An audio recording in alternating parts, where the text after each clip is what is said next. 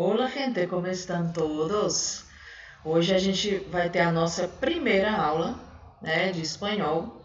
Aqui o módulos 11 e 12, né, da parte da terceira etapa, né, o livro 3, que na verdade o nosso livro ele é anual, né? Mesmo assim, ele é dividido também por bimestre, então os módulos 11 e 12, né? Então, quais são os capítulos? O capítulo, né? Me encanta la naturaleza, né? Onde a gente vai ver o verbo gustar e os seus similares, ou seja, que tem a mesma conjugação do verbo gustar. E o módulo 12, que é desdrúculas e sobresdrúculas, né? Que tem a ver o quê? Com os encontros, né? Los encuentros vocálicos. Então, aqui nas páginas 133 a 152. Então, aqui, o primeiro assunto vai ser sobre el verbo gustar, né? O verbo gustar, gente, ele tem uma forma diferente de conjugação, né? Que a gente está acostumado a ver. Então, ele tem uma conjugação um pouco diferente. Então, aqui, que foi tirado, tem essa parte aqui do livro de vocês, né? Essa frase foi tirada do texto que fala sobre a Costa Rica, né? Que fala sobre o encontro de mulheres mochileiras, né? Que a frase diz o seguinte: ¿Te gusta viajar? ¿Te interesará el primer encuentro de viajeras en...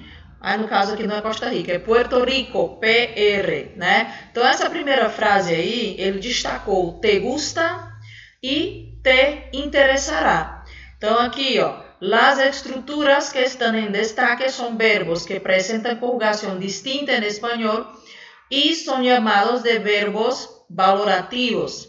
Es decir, hay un elemento, el sujeto, que produce una emoción, una sensación, un sentimiento, una reacción, expresados por el verbo em alguém, el complemento indireto. Então, o que ele quer dizer aqui, né? Que esses tipos de verbos são verbos chamados de valorativos, né? O que é isso? O sujeito, ele produz uma emoção, uma sensação, um sentimento ou uma reação, que ela vai ser expressada pelo verbo, né, em alguém. Então, aqui ele colocou me, que é o complemento indireto, o verbo, no caso, gusta, e o sujeito, né, que é la comida japonesa, ou seja, o sujeito ele vai vir depois. E tem um exemplo aí, a mí me gusta viajar. Aí aqui tem um quadro, tá, com a estrutura dessa conjugação desse verbo gustar. Então, aqui hoje a gente tem aqui preposição a, mais o pronome pessoal, né, pronome personal, o, né, que vai ser a mí, a ti, a él, a usted, a nosotros, a vosotros, que também tem a forma no feminino, nosotras e vosotras, a ellos, a ellas e ustedes. E o pronome pessoal átono, que é o chamado de complemento indireto, que é o me, né? O que é a mim, o te, a ti, o le, que se refere à terceira pessoa do singular, que é a ele, usted, nós, que é o nosotros, os, vosotros, e o les, que se refere à terceira pessoa do plural, né? Que é ellos, ellas e ustedes. Aí, como é que vai ser a conjugação desse verbo? Prestem atenção aqui. Então, gusta, ou seja, o sujeito aí, quando for singular, a gente vai utilizar gusta, a forma gusta, como tem aqui. La falda roja, a saia vermelha. La camiseta blanca, né, a blusa branca. E eu vou utilizar gustan, né, quando o sujeito, ou seja, o que vem depois dele, ele estiver no plural, como aqui, los pantalones, as calças, né, e los guantes, as luvas. Então, percebam aí que o verbo gustar, ele vai fazer a concordância com o que vem depois, tá? Não com o que vem antes, como a gente costuma ver em outros tipos de verbo. E esse pronome pessoal átono, que é o chamado de complemento indireto, ele vai concordar com o que está vindo antes, que no caso aqui vai ser quem? O pronome pessoal. Então, ele colocou aqui, el sujeto está después del verbo, ou seja, né? Como eu acabei de dizer para vocês, ele vai fazer a concordância com o que está vindo depois. Se el sujeto está em el singular, se utiliza gusta, e se está em plural, queda gustan. Aqui o quadro mostrando para vocês isso aí.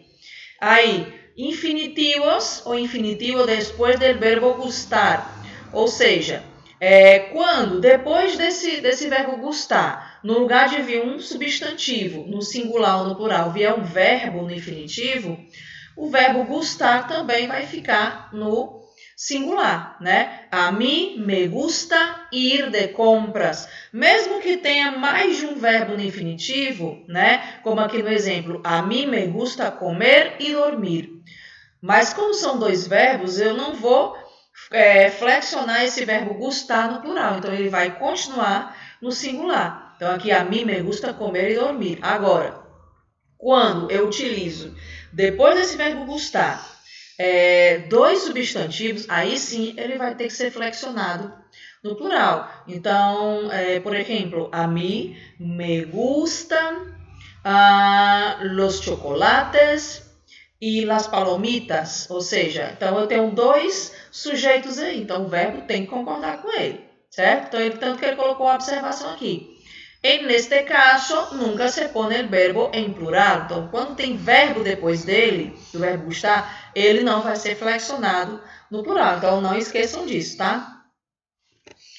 Aí, o verbo gustar, ele possui verbos, né? Outros verbos que são similares. Similares em quê? Em relação à sua estrutura, à sua conjugação. Ou seja, essa lista de verbos que vocês estão vendo aí vão seguir o mesmo modelo de conjugação do verbo gustar. Então, aqui, complementos mais verbo mais sujeito. Então, quais são esses verbos? Aí eu tenho aqui o verbo aburrir, alegrar, apetecer, caer bien, mal, doler, encantar, faltar, fascinar, importar, interessar, molestar, parecer, preocupar. Então, essa lista aí, gente, a gente vai conjugar de acordo com a conjugação do verbo gustar.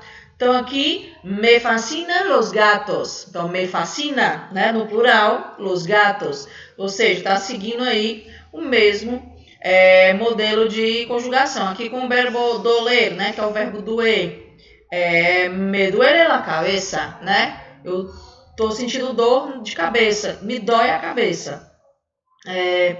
Me hace falta hablar contigo, ou seja, aqui no caso, me hace falta tem um sentido de você sentir falta, de você ter saudade, tá? Aí, né, tem uma tirinha, deixei para vocês aqui a tirinha do Gaturro, né? Que é ele que faz parte de todas das minhas provas, né? Que ele colocou aqui um exemplo do verbo gustar, né? A mim me gusta ser de todo um pouco, né? Eu gosto de fazer de tudo um pouco. Né, a Ágata, né, que é outro personagem, a namorada aqui do Gaturro. Aí o Gaturro, né, escutando aí o que ela estava dizendo, aí ele diz: a mim me gusta hacer de nada mucho. Ou seja, eu não gosto de fazer nada muito, né? Ou seja, não quero fazer nada. Aí tem um exercício, né, ó, que a gente vai fazer mentalmente, né, ó, exercícios gusta ou gusta. Como é que a gente vai saber qual é a conjugação certa, né? Aí aqui na primeira, me gusta jogar ao futebol. Por quê? Porque aqui, gente, tem um verbo no infinitivo. E eu disse para vocês que a gente deixa no singular. Le gustan, com N, né, no plural, los libros. Porque aqui ele está no plural. Nos gusta el tênis, né? Gosto de tênis. Le gusta el zumo. Eu gosto de suco. Me gustan los conciertos, com N no final, plural. Les gusta beber água com gás, né? Eles gostam de beber água com gás.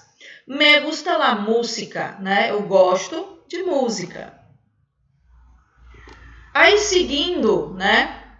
No outro módulo, aí a gente vai encontrar aqui os ditongos, tritongos e hiatos, que são os encontros vocálicos, certo? Que aí é do módulo 12. Então, aqui, o que ele fala sobre esses encontros vocálicos? Primeira coisa que a gente tem que saber é que o encontro vocálico, como o próprio nome diz, é um encontro de vogais. No caso do espanhol, não existe aquele nome vogal e semivogal, né? A gente vai utilizar sempre vogais. Então, aqui, ó, las vocales combinadas en una palabra pueden formar um diptongo, um triptongo ou um hiato, né? Ou seja, Quando eu combino vogais, né, eu posso formar ditongo, tritongo ou hiato.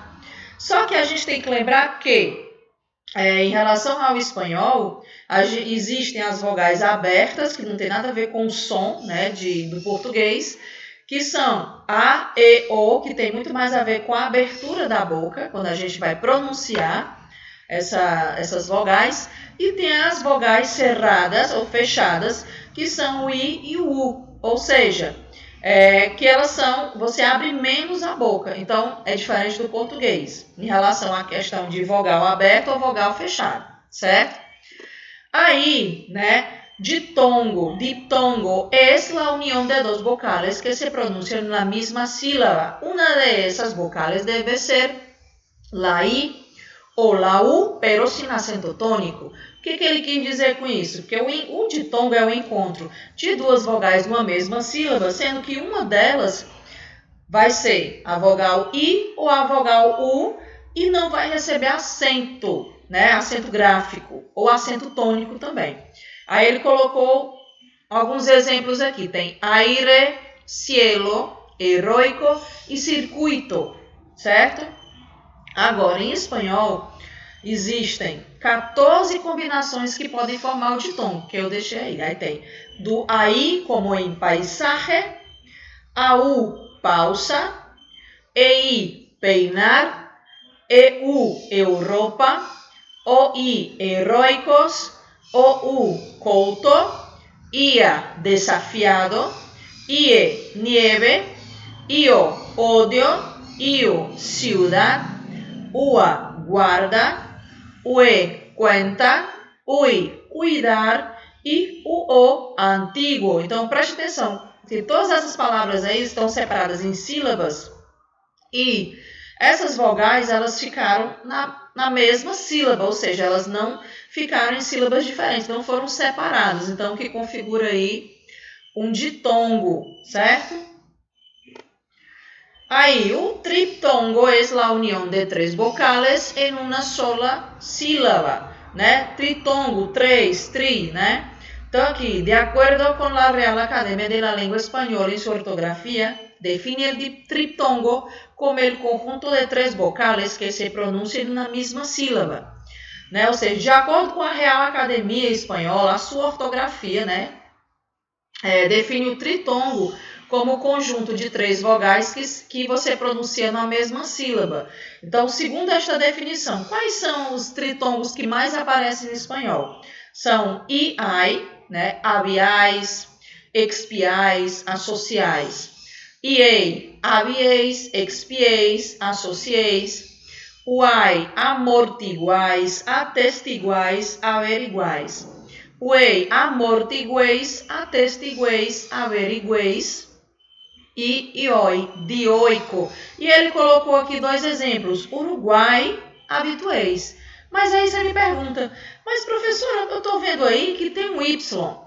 Por que é considerado um tritongo? Gente, essas palavras aí como Uruguai, Paraguai, né?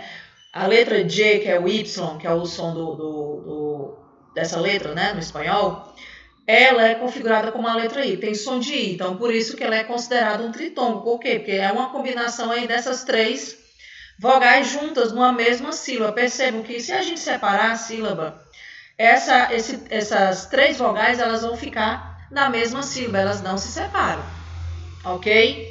Então, por isso, Paraguai, Uruguai, mesmo que termine com Y, mas ele vai ter som de I, ele configura como um tritongo. Não esqueçam disso, tá? Vamos lá. Hiato. Hiato é a união de duas vocales que se escrevem juntas, pero se pronunciam separadas. Es decir, pertenece a duas sílabas distintas. Então, aqui, o hiato é a união de duas vogais. Elas vão estar juntas, ou seja, uma do lado da outra, mas quando você separa, né, separa a sílaba, elas vão ficar cada uma numa sílaba diferente, né? No caso aqui, é tanto que na pronúncia você também acaba pronunciando separadamente esses hiatos. Agora, quais são os três casos em que se configura aí a palavra tem um hiato, né? Que se configura um hiato. Primeiro, tem que ter uma sequência de duas vogais iguais, né? Isso não vai ocorrer no ditongo. Exemplo aqui, albahaca, poseer, dessa, tita e micro-ondas. Ai, professor, eu estou vendo aí que a palavra dessa tem um H aí no meio, então não é o hiato. Sim. Vocês lembram que quando a gente começou a ver espanhol, que eu expliquei para vocês sobre o alfabeto, os sons do alfabeto, eu falei que o H é mudo? Então, o H, como ele é mudo, ele está aí por causa da origem dessa palavra, que com certeza é uma palavra árabe, que no espanhol, né, muitas palavras também sofreram herança, né, elas tiveram herança árabe. Então, por isso que ela tem um H, que ela é uma palavra árabe. Mas isso não vai fazer diferença, porque como é um H é mudo, a gente pronuncia dessa. Eu não escuto o som do H, né? Diferente do inglês, que o H ele tem dois sons. No espanhol, ele vai ser sempre mudo. Aí, também o hiato, sequência de dos vocales abiertas, né? Que no ditongo, o que estava falando? O ditongo era o encontro de duas vogais, uma aberta e outra fechada, que podiam inverter também a ordem. Aqui não. É uma sequência de vogais abertas, ó, como teatro, ahogo. Também falei sobre a letra H, né? Ó, tem um H aí também. Aéreo, certo? Ou então, gente, o que pode ser um hiato também? Sequência de vogal cerrada, tônica, né? E uma vogal aberta átona, ou na ordem inversa. Como é isso? Né? Aqui ele vai ser o encontro de duas vogais, uma aberta e uma fechada, só que a fechada ela vai estar sempre tônica, diferente do ditongo. No ditongo, essa vogal ela não vai receber nenhum tipo de acento. Então, eu tenho aqui alegria, acentua, insinue, enfrie, rio e raiz, ou seja, não importa a ordem, se ela vai vir primeiro ou depois da vogal fechada, mas ela sempre vai receber um acento. Cuidado aí para não confundir com o ditongo. São esses três casos aí que configuram que a palavra seja classificada como hiato. Aí aqui tem uns exemplos de encontros vocálicos. Lluvia, que vai ser um ditongo, ditongo. Democracia, apesar de que no português a gente fala democracia, né? No espanhol é democracia e esse ia é um ditongo. Aí, llovia, tá vendo aí que tem um acento no i? Então aí eu já tenho um hiato.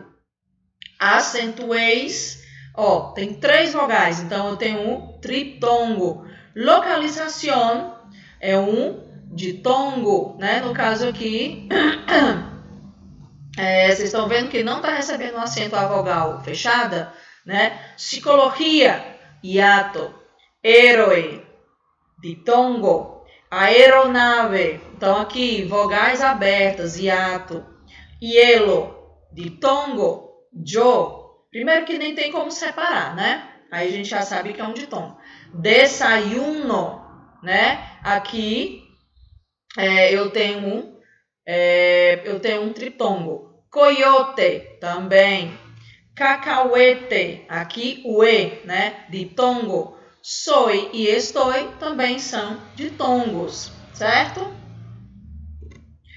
E aqui, para finalizar a nossa aula, eu deixo uma frase, certo? Todo es posible en la medida que tu creas que es posible, né? Que tem uma frase aqui de motivação para vocês, certo? Então, o que nós vimos hoje? Nós vimos sobre os encontros vocálicos, né? Como é que a gente identifica um ditongo, um tritongo e um hiato. E, além disso, a gente viu a conjugação do verbo gustar e outros verbos similares, ou seja, que seguem o mesmo modelo de conjugação, tá certo? Então, com isso, a gente termina a nossa aula, a nossa primeira aula, tá? Então, besitos, besitos e hasta nuestra próxima classe. Tchau, tchau, gente.